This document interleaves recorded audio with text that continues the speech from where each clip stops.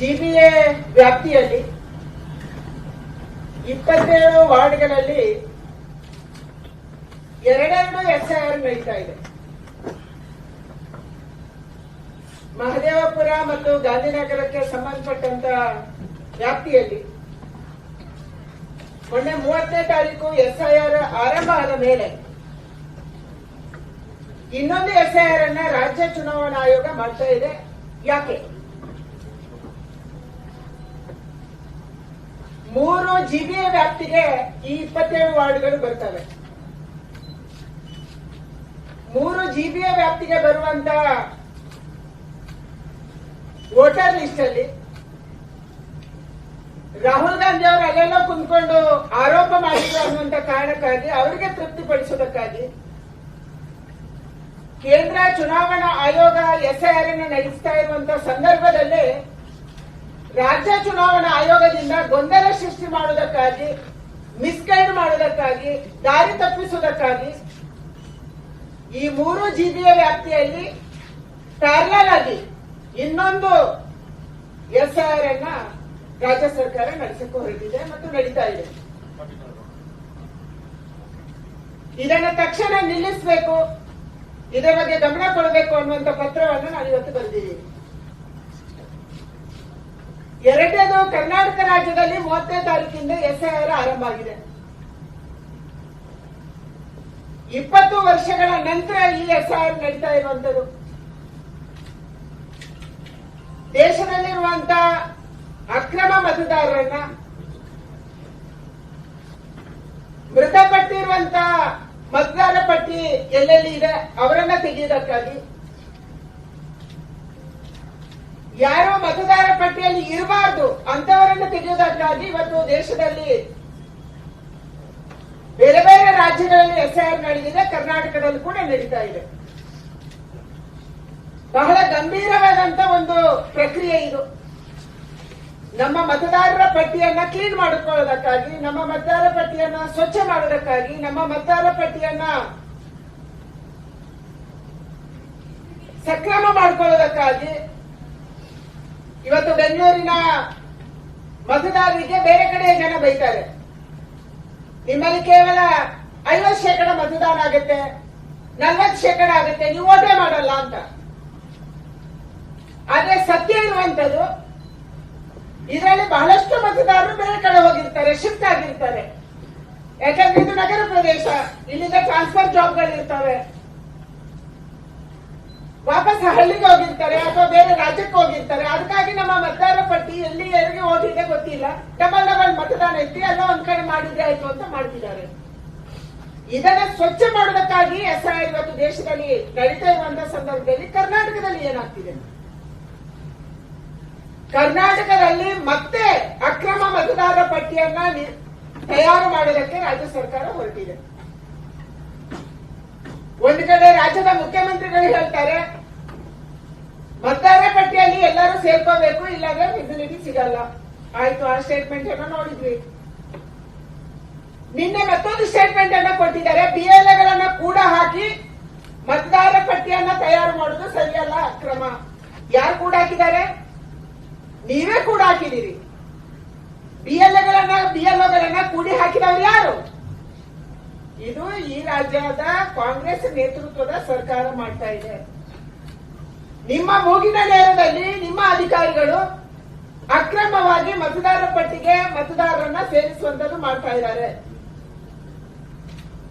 ಯಾಕೆ ಮಾಡ್ತಾ ಇದ್ದಾರೆ? ಕಳೆದ ಹಲವಾರು ವರ್ಷಗಳಿಂದ ಕಾಂಗ್ರೆಸ್ಸಿನ ನಾಯಕರು, ಅದರಲ್ಲೂ ಸ್ಪೆಷಲಿ ಅಲ್ಪಸಂಖ್ಯಾತರ ನಾಯಕರು, ಅಕ್ರಮವಾಗಿ ಬಾಂಗ್ಲಾದೇಶಿಗಳನ್ನ ನಮ್ಮ ರಾಜ್ಯಕ್ಕೆ ಕರ್ಕೊಂಡು ಬಂದಿದ್ದಾರೆ.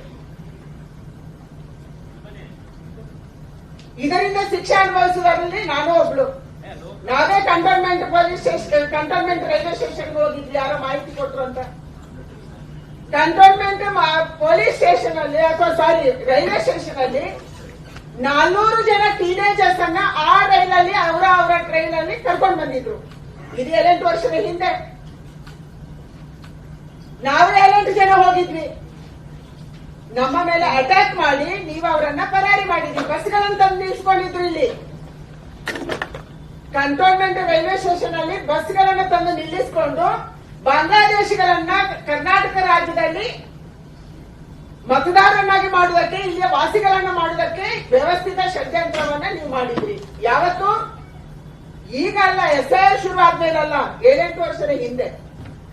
ಅವತ್ತಿಂದ ಇವತ್ತಿನ ತನಕ ಬಾಂಗ್ಲಾದೇಶಿಗಳು ಬೆಂಗಳೂರಿಗೆ ಬಂದಿದ್ದಾರೆ. ಕರ್ನಾಟಕದ ಬೇರೆ ಬೇರೆ ಭಾಗದಲ್ಲಿ, ಅದು ಭಟ್ಕಳ ಇರ್ಬೋದು, ಅದು ಮಂಗಳೂರು ಇರ್ಬೋದು, ಅದು ಉಡುಪಿ ಇರ್ಬೋದು, ಅದು ಹುಬ್ಬಳ್ಳಿ ಇರ್ಬೋದು, ಅದು ಕಲಬುರಗಿ ಇರ್ಬೋದು, ಮೈಸೂರು ಇರ್ಬೋದು, ಈ ಭಾಗದಲ್ಲಿ ಸೆಟ್ ಮಾಡಿದ್ದೀರಿ.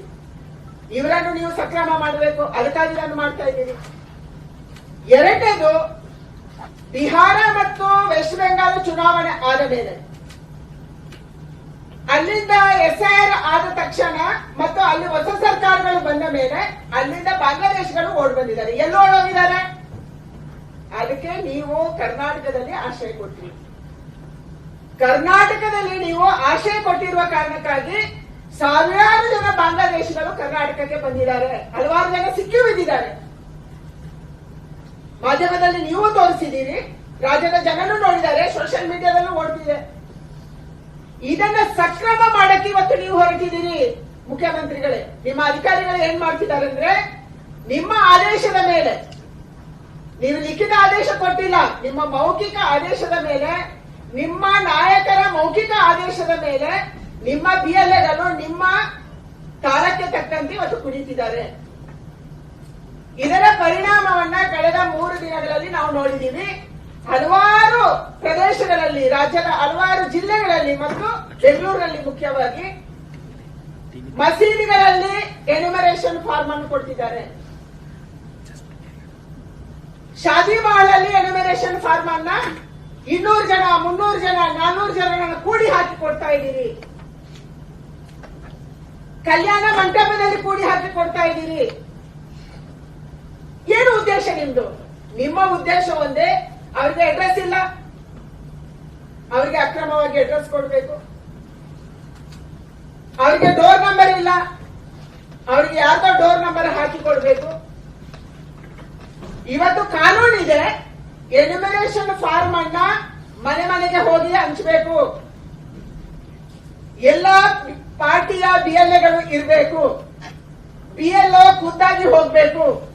ನಾನೀಗಿಲ್ಲ ಅಂತಂದ್ರೆ ಸ್ಕ್ವೇರ್ ಅಂಟಿಸ್ಬೇಕು, ಆ ಚಿಹ್ನೆ ನಾನಿದ್ರೆ ಸ್ಕ್ವೇರ್ ಅಂಟಿಸ್ಬೇಕು, ನಾನು ಇಲ್ಲದೆ ಹೋದ್ರೆ ರೌಂಡ್ ಅಂಟಿಸ್ಬೇಕು, ನಾನು ಇಲ್ಲದೆ ಹೋದ್ರೆ ರೌಂಡ್ ಅಂಟಿಸ್ಬೇಕು, ನಾನು ಇದ್ರೆ ಸ್ಕ್ವೇರ್ ಅಂಟಿಸ್ಬೇಕು, ಮತ್ತೆ ಅದರಲ್ಲಿ ಬರಿಬೇಕು ಇಂಥ ದಿನ ನಾವು ಬಂದಿದ್ವಿ, ಇಂಥ ದಿನ ಬರ್ತೀವಿ. ಅದು ಇದೆಲ್ಲದರೂ ಕೂಡ ಉಲ್ಲಂಘನೆ ಮಾಡ್ತಾ ಇದ್ದೀವಿ. ಯಾವುದನ್ನ ಚುನಾವಣಾ ಆಯೋಗ ಇವತ್ತು ಸೂಚನೆ ಕೊಟ್ಟಿದೆ ಮತ್ತು ನೀವೇ ಚುನಾವಣಾ ಆಯೋಗ ಅಡ್ವರ್ಟೈಸ್ಮೆಂಟ್ ಅಲ್ಲಿ ಕೊಟ್ಟಿದೆ. ಇದನ್ನ ಎಲ್ಲವನ್ನ ಕೂಡ ನೀವು ಉಲ್ಲಂಘನೆ ಮಾಡ್ತಾ ಇದ್ದೀರಿ. ಏನು ಅಡ್ವರ್ಟೈಸ್ಮೆಂಟ್ ಇದೆ ಅದರ ಉಲ್ಲಂಘನೆ ಆಗ್ತಾ ಇದೆ. ಕರ್ನಾಟಕ ರಾಜ್ಯದಲ್ಲಿ ಹಲವಾರು ಸೈಬರ್ ಕೇಂದ್ರಗಳಲ್ಲಿ ಅಕ್ರಮವಾಗಿ ಬರ್ತ್ ಸರ್ಟಿಫಿಕೇಟ್ ಅನ್ನು ಕೊಡಕ್ಕೆ ಹೊರಟಿದ್ದೀವಿ. ಸೈಬರ್ ಕೇಂದ್ರಗಳು ಇವತ್ತು ರಶ್. ಯಾಕೆ ರಶ್ ಅಪ್ಪ ಅಂತಂದ್ರೆ SIR ನಡೀತಾ ಇದೆ, ಅದಕ್ಕೆ ನಾನು ಅಕ್ರಮ ಸರ್ಟಿಫಿಕೇಟ್ ಕೊಡುದು. ಮುಖ್ಯಮಂತ್ರಿಗಳು ಘೋಷಣೆ ಮಾಡಿದ್ದಾರೆ, ಪರ್ಮನೆಂಟ್ ರೆಸಿಡೆನ್ಷಿಯಲ್ ಸರ್ಟಿಫಿಕೇಟ್ ಅನ್ನು ಕೊಡ್ತೀವಿ. ಕರ್ನಾಟಕ ರಾಜ್ಯದಲ್ಲಿ ಹುಟ್ಟಿದವರಿಗೆ, ಕರ್ನಾಟಕ ರಾಜ್ಯದಲ್ಲಿ ಬದುಕಿದವರಿಗೆ, ಕರ್ನಾಟಕ ರಾಜ್ಯದಲ್ಲಿ ಇದ್ದವರಿಗೆ ನೀವು ಪರ್ಮನೆಂಟ್ ರೆಸಿಡೆನ್ಷಿಯಲ್ ಸರ್ಟಿಫಿಕೇಟ್ ಕೊಡುವ ಅಗತ್ಯ ಇಲ್ಲ. ನಾವು ಪರ್ಮನೆಂಟ್ ರೆಸಿಡೆನ್ಸ್ ಇಲ್ಲಿ, ನಮ್ದೊಂದು ಅಸ್ತಿತ್ವ ಇದೆ, ನಮ್ಗೊಂದು ಮನೆ ಇದೆ, ನಮ್ದು ವೋಟರ್ ಲಿಸ್ಟ್ ಅಲ್ಲಿ ಇದೆ, ನಮ್ಗೆ ಎಲ್ಲವೂ ಇದೆ. ನೀವು ಯಾರಿಗೆ ಕೊಡಕ್ಕೆ ಹೊರಟಿದ್ದೀರಿ? ನೀವು ಕೊಡಕ್ಕೆ ಹೊರಟಿರುವಂತದ್ದು ಯಾರೋ ದೂರದ ಬಾಂಗ್ಲಾದೇಶದಿಂದ ಬಂದವರಿಗೆ, ಅಕ್ರಮ ಮತದಾರರಿಗೆ, ಎಲ್ಲಿ SIR ನಡೆದಿಲ್ಲ ಅಲ್ಲಿಂದ ಕೂಡ ಕರ್ಕೊಂಡು ಬಂದು ಇಲ್ಲಿ ಮತದಾರನಾಗಿ ಮಾಡಿ. ನಿಮ್ಮ ಉದ್ದೇಶ ಏನು? ನಿಮ್ಮ ಉದ್ದೇಶ 2028ರಲ್ಲಿ ಅಕ್ರಮವಾಗಿ ಚುನಾವಣೆ ಗೆಲ್ಲೋದು. ರಾಜ್ಯದ ಮುಖ್ಯಮಂತ್ರಿಗಳ ಉದ್ದೇಶ ಏನು? ರಾಜ್ಯದ ಮುಖ್ಯಮಂತ್ರಿಗಳ ಉದ್ದೇಶ, ಈ ಸರ್ಕಾರದ ಉದ್ದೇಶ, ಈ ಚುನಾವಣೆ SIR ನಡೀತಾ ಇರಲಿ, ನಿಮ್ಮ ಪಾಡಿಗೆ ನಡೆಸಿ. ನಮ್ಮ ಅಧಿಕಾರಿಗಳು ಅದನ್ನು ನಡೆಸ್ತಾರೆ. ಅಕ್ರಮವಾಗಿ ಮತ್ತೊಂದು ಸಾರಿ ಚುನಾವಣೆಯನ್ನ ಗೆಲ್ಲಕ್ಕೆ ಹೊರಟಿದ್ದೀರಿ. ಅದಕ್ಕಾಗಿ ನಾನು ಇವತ್ತು ಚುನಾವಣಾ ಆಯೋಗಕ್ಕೆ ಆಗ್ರಹ ಮಾಡಿದ್ದೀನಿ, ತಕ್ಷಣ ಇದರಲ್ಲಿ ಇಂಟರ್ವ್ಯೂನ್ ಆಗಬೇಕು. ಕರ್ನಾಟಕ ರಾಜ್ಯದಲ್ಲಿ ಅಕ್ರಮವಾಗಿ ನಡೆಸಕ್ಕೆ ಹೊರಟಿದ್ದೀರಿ, ಇದನ್ನ ಆಗಕ್ಕೆ ಬಿಡಬಾರ್ದು. ಯಾಕೆಂದ್ರೆ ನಾನು ರಾಜ್ಯಕ್ಕೆ ಒಂದು ಪ್ರಶ್ನೆ ಕೇಳ್ತೀನಿ, ನೀವು GBA ಚುನಾವಣೆಗೆ ಮಾಡಬೇಕು ಅಂತ ಹೇಳಿ ಡ್ರಾಫ್ಟ್ ಕೊಟ್ರಿ, ಚುನಾವಣಾ ಮತದಾರರ ಪಟ್ಟಿ ಕೊಟ್ರಿ, ಮತದಾರರ ಪಟ್ಟಿ ಸಕ್ರಮನೂ ಆಯ್ತು. ಅವತ್ತೇ ನಾವು ಹೇಳಿದ್ವಿ GBA ಚುನಾವಣೆಯನ್ನ ಗೆಲ್ಲುವಂತ ಏಕೈಕ ಉದ್ದೇಶಕ್ಕಾಗಿ ನೀವು ಈ ಮತದಾರರ ಪಟ್ಟಿಯಲ್ಲಿ ಅಕ್ರಮ ಮತದಾರರನ್ನ ಸೇರಿಸಿದ್ದೀರಿ, ಇದನ್ನು ಕರೆಕ್ಟ್ ಆಗಿ ಮಾಡಿ SIR ಬರುತ್ತೆ, ಆ ಸಂದರ್ಭದಲ್ಲಿ ನೀವು ಮಾಡ್ಕೊಳ್ಳಿ, ನೀವು ಹೊಸದಾಗಿ ಒಂದು ಪಟ್ಟಿಯನ್ನು ಮಾಡುವಂತ ಅಗತ್ಯ ಇಲ್ಲ ನಾವು ಹೇಳ್ಕೊಂಡಿದ್ವಿ. ಇವತ್ತು GBA ಚುನಾವಣೆಯ ಮತದಾರರ ಪಟ್ಟಿಯಲ್ಲಿ ಏನು ನೀವು ಸಕ್ರಮ ಮಾಡ್ಕೊಂಡು ಇಟ್ಕೊಂಡಿದ್ದೀರಿ, ಅದು ಸಕ್ರಮ ಇಲ್ಲ, ಅದು ಅಕ್ರಮ ಇದೆ. ಕೇವಲ ಒಂದು ಸಮುದಾಯದ ಮತದಾರರನ್ನ ಸೇರಿಸುವುದಕ್ಕೆ ವ್ಯವಸ್ಥಿತ ಷಡ್ಯಂತ್ರವನ್ನ ಈ ಸರ್ಕಾರ GBAದಲ್ಲೂ ಮಾಡಿದೆ, ಈಗಲೂ ಮಾಡ್ತಾ ಇದೆ. ನಾನು ಈ ಸರ್ಕಾರಕ್ಕೆ ಕೇಳಕ್ ಇಚ್ಛೆ ಪಡ್ತೀನಿ, ನಿಮ್ಗೆ ಬಹುಸಂಖ್ಯಾತರ ಮತ ಬೇಡವಾ? ಇವತ್ತು ಶಾದಿ ಮಹಲಲ್ಲಿ, ಕಲ್ಯಾಣ ಮಂಟಪದಲ್ಲಿ, ಮಸೀದಿಗಳಲ್ಲಿ SIR ನಡೀತಿದೆಯಲ್ಲ, ಇಷ್ಟೊಂದು ದೊಡ್ಡ ಸಂಖ್ಯೆಯಲ್ಲಿ ಕೂತ್ಕೊಂಡು ನೀವು ಮಾಡ್ತಾ ಇದ್ದೀರಲ್ಲ, ಏನಿದು?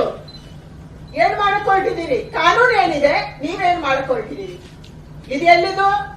ಜಯನಗರದ ಗುರಪ್ಪನಪಾಳ್ಯದ್ದು ನಿನ್ನೆ ನಡೆದಿರುವಂತದ್ದು. ಒಂದೇ ಕಡೆ ಸೇರ್ಕೊಂಡು ಮತದಾರ ಪಟ್ಟಿಗೆ ಇನ್ಕ್ಲೂಡ್ ಮಾಡುವಂತದನ್ನ ನೀವು ಮಾಡ್ತಾ ಇದ್ದೀರಿ. ಎಲ್ಲರೂ ಒಂದ್ ಕಡೆ, BLO ಒಂದ್ ಕಡೆ, BLA ಒಂದ್ ಕಡೆ.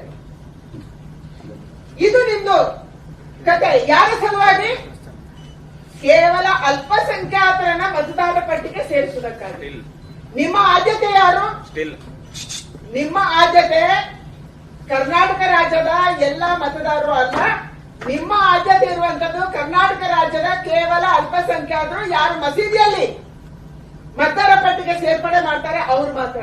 ಇದು ಇದನ್ನ ನಮ್ಗೆ ತೋರಿಸ್ತಾ ಇದೆ. ಎಲ್ಲ ಕಡೆಗಳಿಂದ ಇವತ್ತು ಆರೋಪಗಳು ಬರ್ತಾ ಇದ್ದಾವೆ. ಮುಖ್ಯಮಂತ್ರಿಗಳು ಏನ್ ಮಾಡಿಕೊಳ್ತಿದ್ದೀರಿ? ನೀವು ಮುಖ್ಯಮಂತ್ರಿ ಆಗಿದ್ದೀರಿ, ನೀವು ಗೆಲ್ಬೇಕನ್ನುವಂತ ಕಾರಣಕ್ಕಾಗಿ ಅಕ್ರಮವಾಗಿ ಅದನ್ನು ಸೇರ್ಸಕ್ ಹೊರಟಿದ್ದೀರಿ.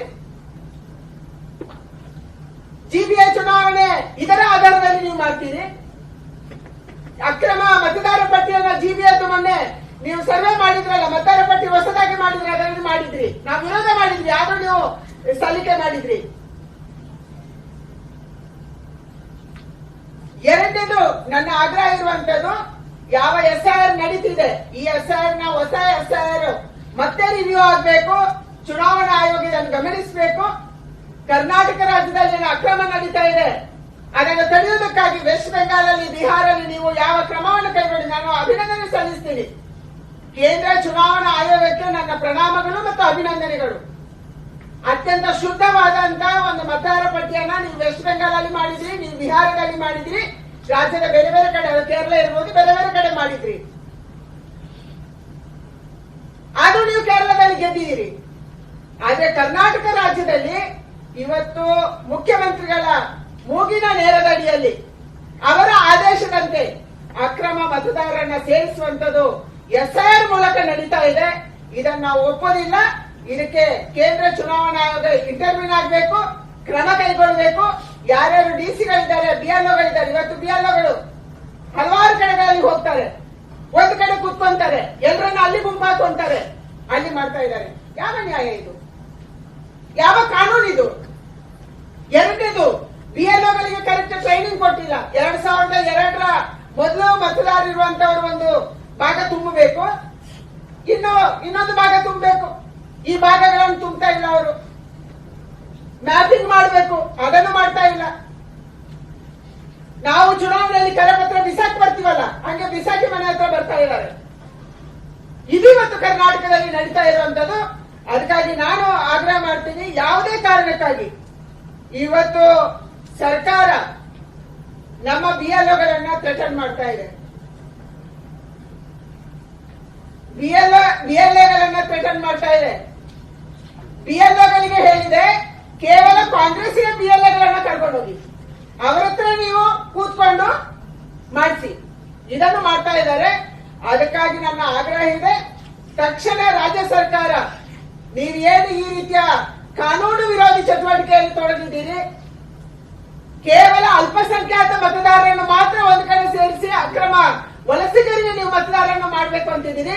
ಇದನ್ನು ತಕ್ಷಣ ನಿಲ್ಲಿಸಬೇಕು ಮತ್ತು ಚುನಾವಣಾ ಆಯೋಗ ಇದಕ್ಕೆ ಇಂಟರ್ವ್ಯೂನ್ ಆಗ್ಬೇಕನ್ನುವಂತ ಆಗ್ರಹವನ್ನು ಮಾಡ್ತೀನಿ. ಕೆಲವು ಉದಾಹರಣೆಗಳು ಮಾತ್ರ ನಾವು ಇವತ್ತು ತೋರಿಸ್ತೀವಿ. ವಿಡಿಯೋದಲ್ಲಿ ಬೇರೆ ಬೇರೆ ಕಡೆಗಳಿಂದ ಬಂದಿರುವುದು, ಕೇವಲ ಬೆಂಗಳೂರಲ್ಲ, ಬೇರೆ ಬೇರೆ ಕಡೆಗಳಿಂದ ಬಂದಿರುವಂತ ಏನೇನು ಇದೆ ಅದನ್ನ ನಾವು ತೋರಿಸ್ತಾ ಇದ್ದೀವಿ.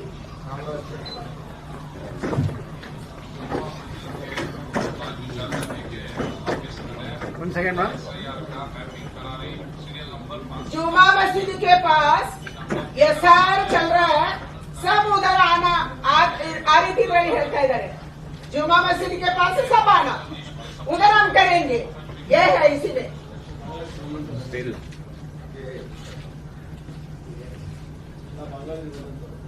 ಕಾಂಗ್ರೆಸ್ SR ಬಗ್ಗೆ ಹೆದರಿಕೆ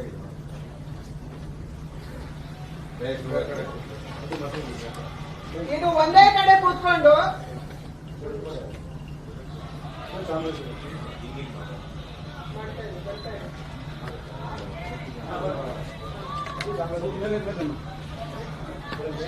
ಸ್ಟಿಲ್ ಇವರೇ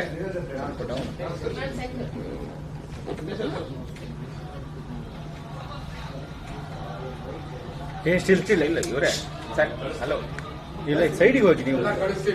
ಓಕೆ, ಇದು ಕರ್ನಾಟಕದ SR.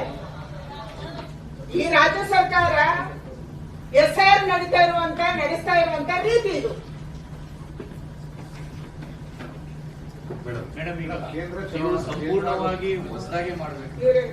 ಕೇಂದ್ರ ಮತ್ತು ರಾಜ್ಯ ಚುನಾವಣಾ ಆಯೋಗ ಎರಡಕ್ಕೂ ಪತ್ರ ಬರೆದಿದ್ದಾರೆ. ನಾನು ಕೇಂದ್ರ ಚುನಾವಣಾ ಆಯೋಗಕ್ಕೆ ಈ 2 ಪತ್ರಗಳನ್ನು ಬರೆದಿದ್ದೀನಿ, ನಿಮಗೆ ಕೊಡ್ತೀನಿ. ನಾನು ಒಂದು GBA SR ನಡೀತಾ ಇರುವಂತ ಸಂದರ್ಭದಲ್ಲೇ ಪ್ಯಾರಲಲ್ ಆಗಿ GBA ಮತದಾರ ಪಟ್ಟಿಯನ್ನ ಯಾಕೆ ಮಾಡ್ತೀವಿ ಇದರ ಬಗ್ಗೆ. ಇನ್ನೊಂದು ಚುನಾವಣೆ ಇಲ್ಲಿ SR ಶುರುವಾದ ಮೇಲೆ ಹೇಗೆ ಅಕ್ರಮ ನಡೀತಾ ಇದೆ, ಹೇಗೆ ಅಕ್ರಮವನ್ನ ಮಾಡ್ತಾ ಇದ್ದಾರೆ, ಹೇಗೆ ಕಾನೂನು ಬಾಹಿರವಾಗಿ ರಾಜ್ಯ ಸರ್ಕಾರ ವರ್ತನೆ ಮಾಡ್ತಾ ಇದೆ, ಇದಕ್ಕೆ ಇಂಟರ್ವ್ಯೂನ್ ಆಗ್ಬೇಕು ಅನ್ನೋದ್ರ ಬಗ್ಗೆ 2ನೇ ಪತ್ರವನ್ನ ನಾನು ಬರೆದಿದ್ದೀನಿ. ನಿಮಗೆ ಮುಖ್ಯಮಂತ್ರಿಗಳ ಪತ್ರ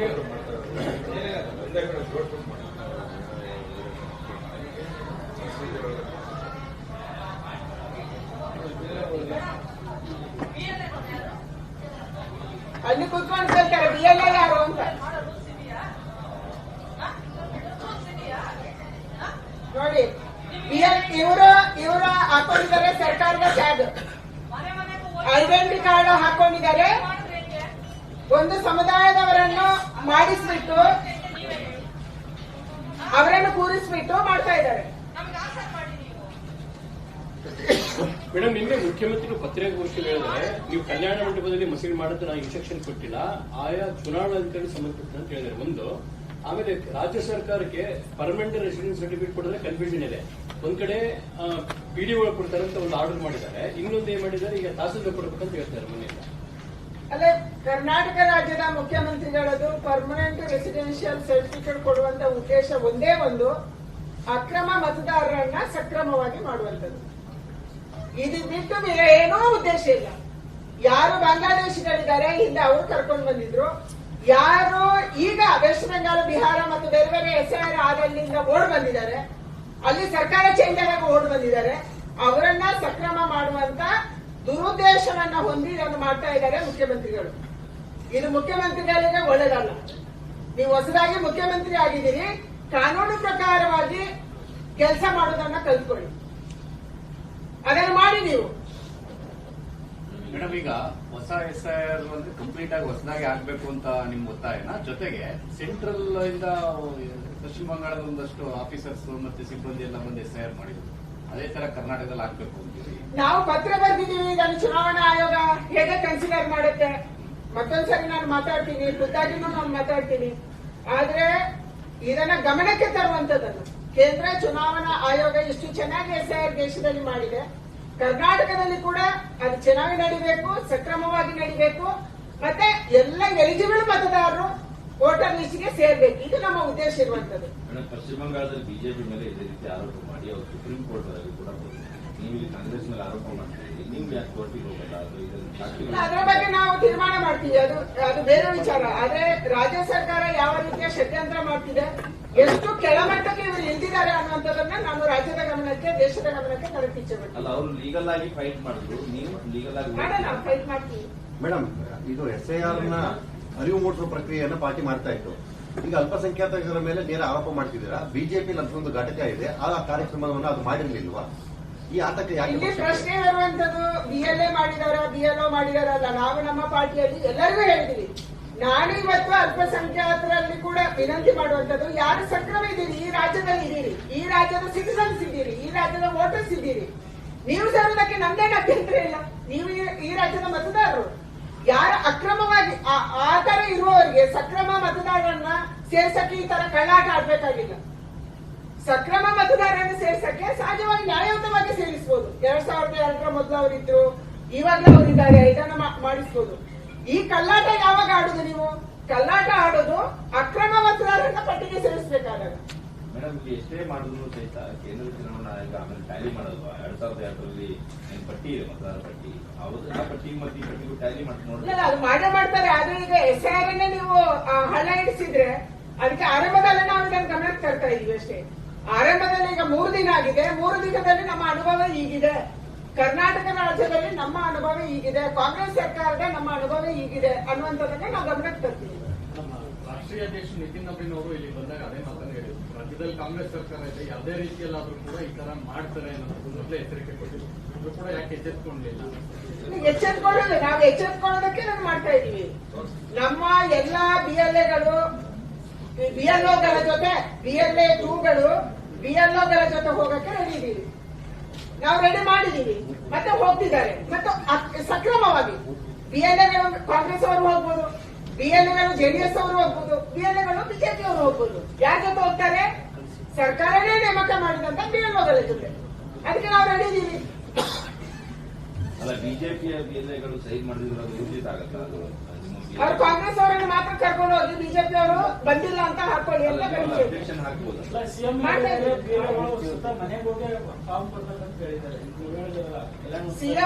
ಸಿಎಂ ಹೇಳಿದ್ದಾರೆ ಒಂದೇ ಕಡೆ ಸೇರಿಸುವುದು ತಪ್ಪು ಅಂತ ಹೇಳಿ. ಅಂದ್ರೆ ಸೇರಿಸಿದ್ ಯಾರು? ನೀವು ತಪ್ಪು ಅಂತ ಹೇಳ್ತಿದ್ದೀರಿ. ಸೇರಿಸಿರೋದು ಸೇರಿಸಿದ್ ಯಾರು? ನಿಮ್ಮದೇ ಜಾಗದಲ್ಲಿ, ನೀವು ಗಟ್ಟಿ ಇರುವ ಜಾಗದಲ್ಲಿ ನೀವು ಸೇರಿಸಿರೋದು. Madam, election commission independent body, ನೀವು ರಾಜ್ಯ ಸರ್ಕಾರಕ್ಕೆ ಕೋರ್ಟ್ ಪಡಿಸುತ್ತೆ ನೀವು ಅಲಿಗೇಷನ್ ಮಾಡೋದಕ್ಕೆ ಇದೆ. ಇಲ್ಲ, BLOಗಳು ರಾಜ್ಯ ಸರ್ಕಾರದ ಅಧಿಕಾರಿಗಳಲ್ಲ.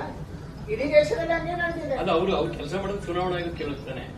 ಚುನಾವಣಾ ಆಯೋಗದ ಕೆಲಸ ಆದ್ರೂ ಇವರು ಇಲ್ಲಿ ಹೆದರಿಸ್ತಿದ್ದಾರೆ. ನಿನ್ನನ್ನು ಟ್ರಾನ್ಸ್ಫರ್ ಮಾಡ್ತೀನಿ, ನಿನ್ನನ್ನು ಸಸ್ಪೆಂಡ್ ಮಾಡ್ತೀನಿ, ನಿಂಗೆ ಹೆದರಿಕೆ ಹುಟ್ಟಿಸ್ತದೆ. ಅದನ್ನೇ ನಾನು ಹೇಳುದು, they are threatening our BLOs ಅಂತ.